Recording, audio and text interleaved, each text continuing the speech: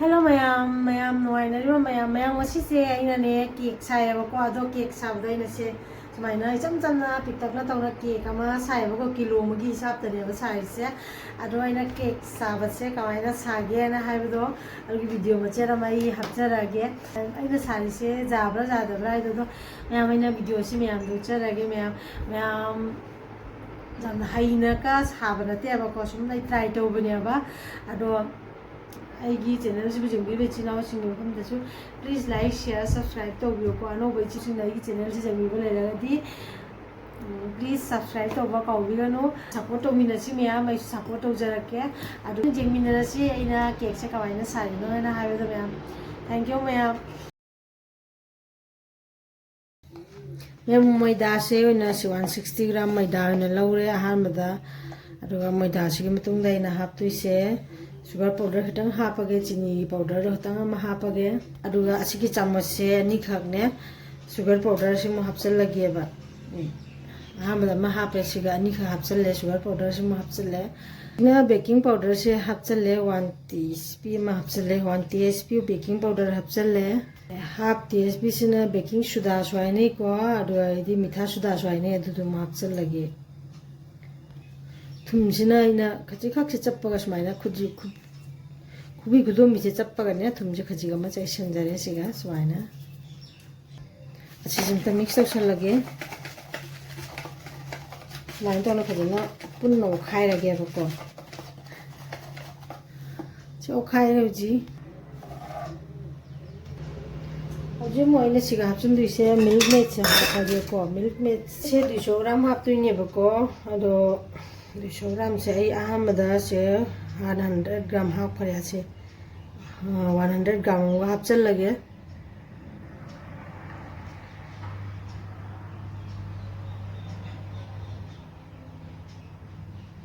थाउजों हापगे 50 ग्राम का हापगे हाइदि 50 ग्राम का हापगे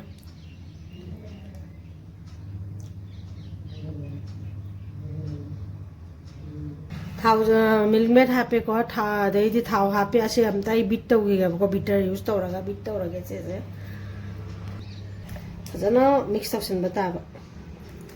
थाव द पोतिन मन तिना बनी न को मेजरिंग स्केल से इन रोइना मापलौरा लौजबने बको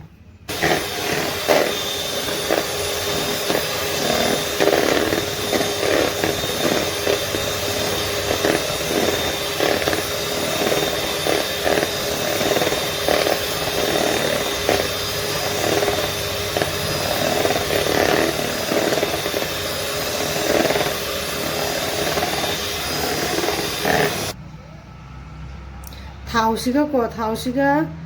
मिल्क मेड सिगा पुनग्रागा फजाना जो खंगद्रेबा को फजाना क्रीम म ओले क्रीम गे मोंग द फजाना माय बैटर से फजाना ओले बा चा मैदा ओइल लगा थंगी बदो द सुंदोइना सिगा हपचले बा को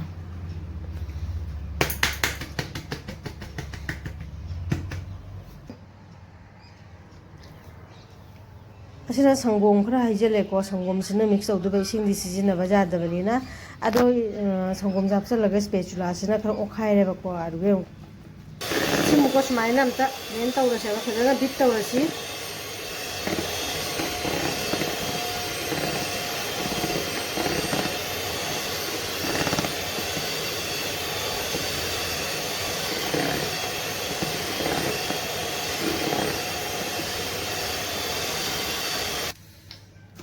को विनेगर से तंग हापके 1 टीस्पून का हापगे विनेगर से हापे को अदुगे इदि हमको वनीला एसेंस ने बको से मुखजिगा म हापचल लगे 1 टीस्पून का हापचल सेम तक जरा मिक्स तौसन लगे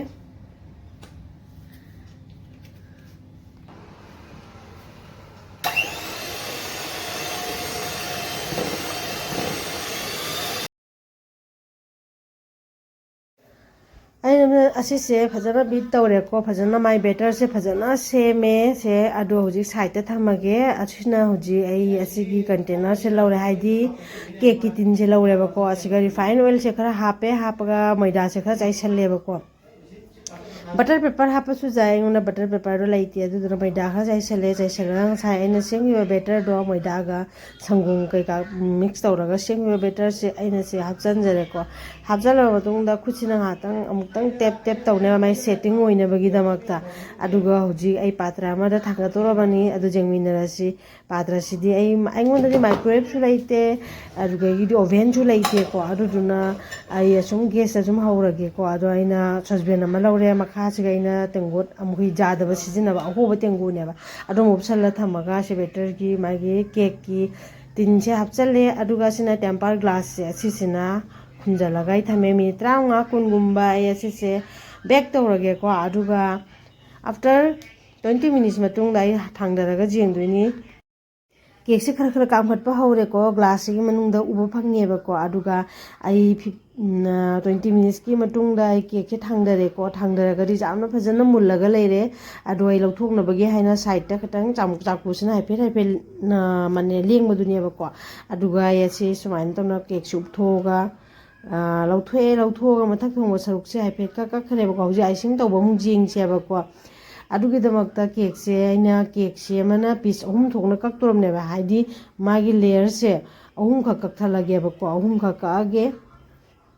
अदुगा जेंगमिनरसि आइसिंग तौबगी मवोंग से मु अदु मैम आइना ngasai हौबा केक तो अदुगी केक तो आइना सिदा अहुम थोकना सेमेबा को अहुम थोए से सुमाइना अहुम थोए अदु हुजी एसिगी मथक्ता मोय आइसिंग तौजरगे अदु मैम जेंगमिनरसि आइना आइसिंग तौबसे ओइब्रा ओइदब्रा अदुसु जेंगसि अना अहानबगी लेयर से आइना सुमाइना थम्मे अदुगा शुगर सिरप हाइदिको सिनी खरा इसिंगदा नैरगा सुमाइना हाइफेतंग चोलनबदुनेको अदुगा आइना साइ असिसे आइना क्रीम खरा लौरे अरो क्रीम से सुमाइना तैसलेबको तैसलगा असिसे क्रीम से अमा टेबल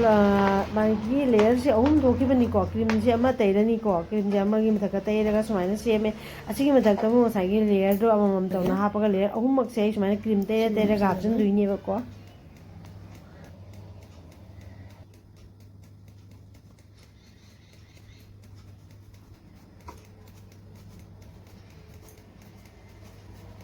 असिंग हापचलगे सा अहुम थोना कक्किबदो असिसिंग हापचलसि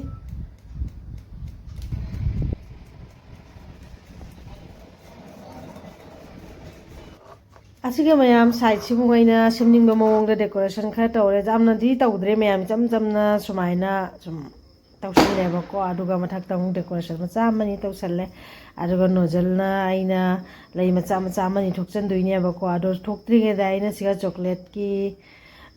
सिरप अमा सेमगा सुमाइना हिजलगा हाइफेतंग आइना चाकुसिनाने नाइफ सिनाने सुमाइना लैरगा खतंग तंग सिन्दालेबको अदो असिनी मैम आइना सुम सेमजरे आइना सेमबा केक से मैम अदो मैम सु हाइबिरो मैम आइना सेमिसे जाब्रा जादब्रा आइदो असिनी नोजल सिना हाइफेक मथक तैना सुमाइना डिजाइन अमनि ठोकचल्ले अमुक नोजल अमा लौरगने को केक सिगी मथक सुमाइना डिजाइन खरा ठोकचल्ले अदुगा गिदि आइना स्प्रिंकल खरा अमसु चाइसल्लागेबको जेंगबदा फजनबगी आइदना स्प्रिंकल से खरा चाइसनजरे स्प्रिंकल से मुक चाइसनबा लोइरगा साइडता मखासिगा मुक कमुने आइना सुमाइना तौना नोजल सिना लई ठोकचल्लेबको सुमाइना तौना आइना केक से जामना थावाई चंगना साजरबनी मैम अदो आइदि जामना हराउरेबको आइना केक से मपुंग फारको मतमदा